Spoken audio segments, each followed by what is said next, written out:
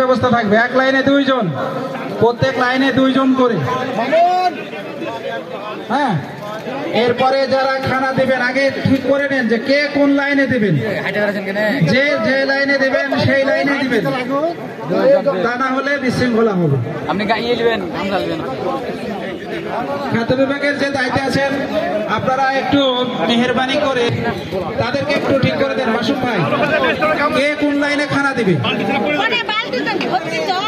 মাঝখানে একটু কষ্ট। 1, 2, 3 কাতারে চলে যান। 2 নম্বরের যারা আছে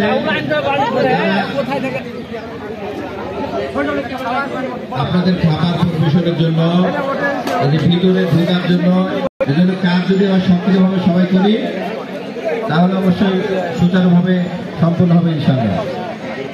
আছেন আমার মনে হয় 4 জন করে লোক হলেই হবে। আপনারা স্বেচ্ছায় গামলাগুলো